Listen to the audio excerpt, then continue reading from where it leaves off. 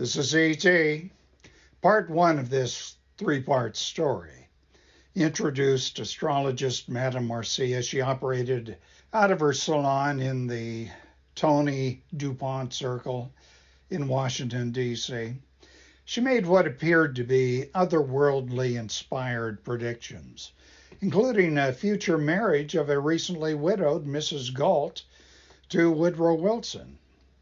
Despite Marcia's powers appearing to be of supernatural origin, they were, in fact, not so incredible, at least not to one who had knowledge unavailable to the general public, like Madame Marcia.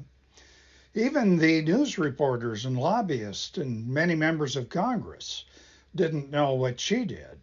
And keep in mind, she met with individual lobbyists and members of Congress, plus their wives and mistresses, and they were all willing to exchange intimate, sometimes officially secret information to Madame Marcia, all in exchange for some competitive edge.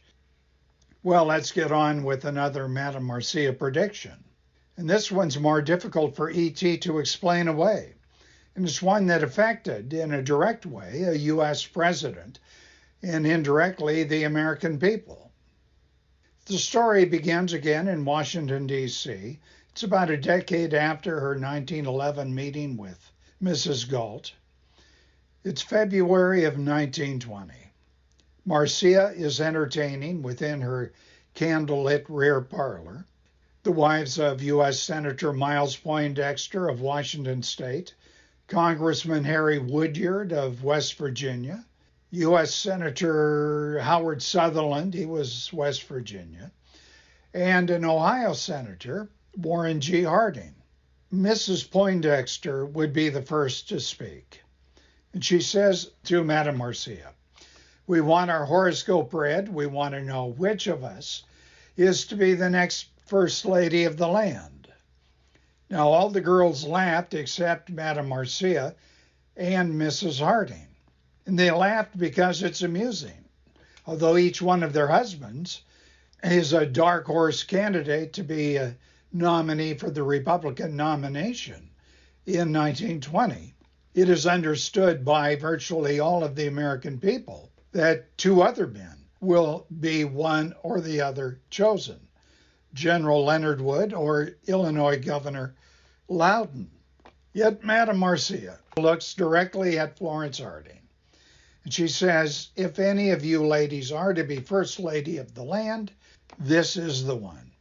And she went on to say that the person nominated was born in 1860 in August. And listen to this, he would die in honor, probably after 2 years in office. Keep in mind, Warren Harding's birthday was August 1860. And Marcia was not given the names of these women before they came in. A few months later, Marcia gave more readings to Florence Harding alone. And during one encounter, Marcia said, "If this man runs for the presidency, no power on earth can defeat him." Florence Harding said, "Well, he's in the running." And Marcia said, "But you must know, he will die a sudden death, perhaps of poison. The stars say that he will give his life for a cause." Well, a few months later, the Republicans are meeting in Chicago, June of 1920. And as expected, General Leonard Wood and Governor Frank Loudon dominate the press coverage and floor debates. And what talk centered on the dark horse candidates, Harding appeared to be of the least interest. Florence Harding called Madame Marcia to Chicago and met with her. This is while her husband, Warren Harding, is in another Chicago hotel with his girlfriend, with whom he fathered a baby girl. That's another story. Florence asks Madame Marcia, "I have come to you for advice.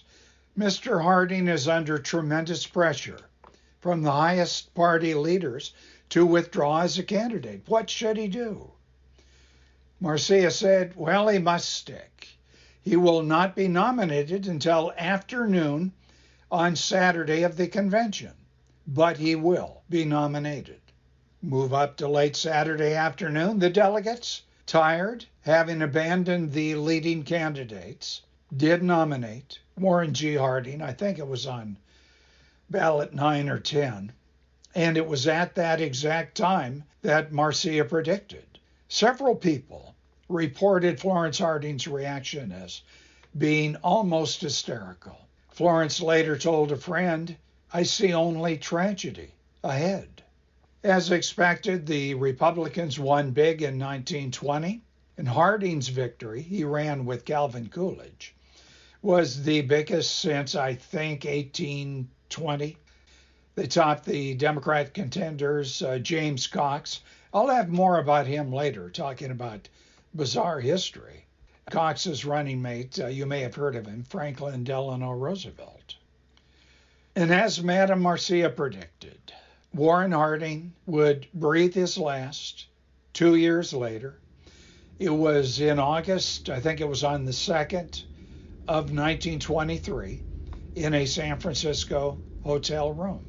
And as Madame Marcia hinted, the cause was thought by many, not all, many to be poison. But the official verdict, and it's a generic one, was apoplexy. That was official. And that story that I've related to you is documented, verified by witnesses.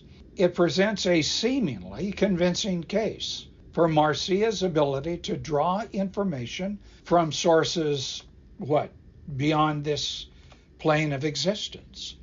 But again, seeming convincing is not actually convincing under close scrutiny. Here are E.T.'s explanations for her seemingly preternatural abilities. Number one, Madame Marcia most likely knew, despite claiming otherwise, the identities of those women who visited her in February of 1920, and the fact that their respective husbands hoped to receive the nomination in June of 1920.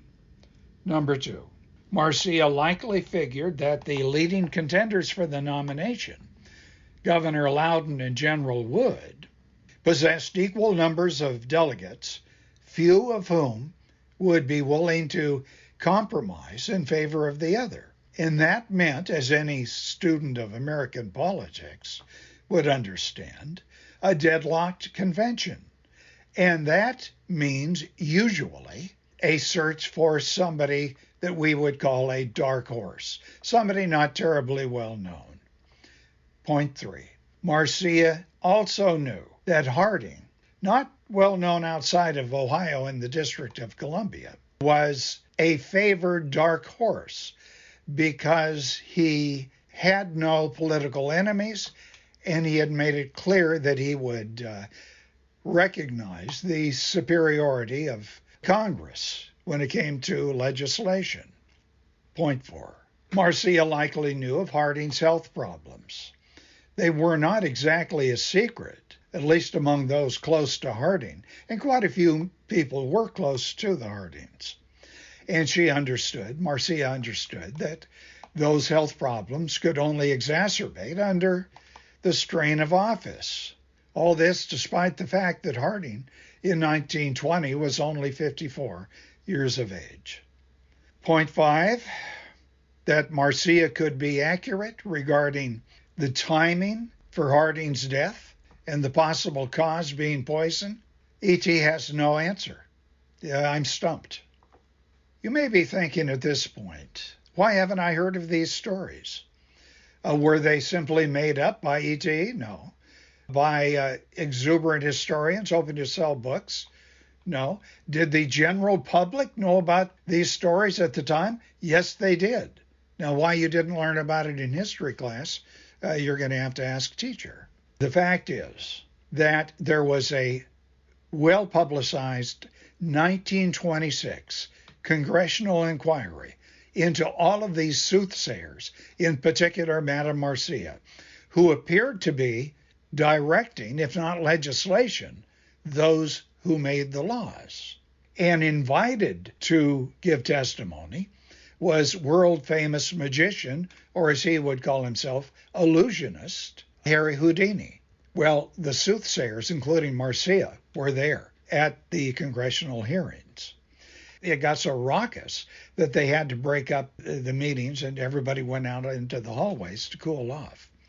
And during one break, Madame Marcia cornered Houdini, and she predicted, this was in front of witnesses, that Houdini would not live to see the month of November of that year, 1926. On October 31st, 1926, Halloween Day, Harry Houdini was pronounced dead. The official story was he died from an infection, the infection caused by a ruptured appendix. And the ruptured appendix was caused by a solar plex punch that Houdini withstood from a college student. So, can E.T. rationalize away Madame Marcia's seemingly obvious supernatural powers after hearing the Houdini story? Well, you'll find out in part 3 of The First Lady and the Astrologist. Put in your comments below. Do not forget to hit the thumbs up icon if you like the video, and to subscribe to the channel. The more people we get to sign up as subscribers and to view the videos, the more videos will be uploaded. Also share these videos on social media. Thank you.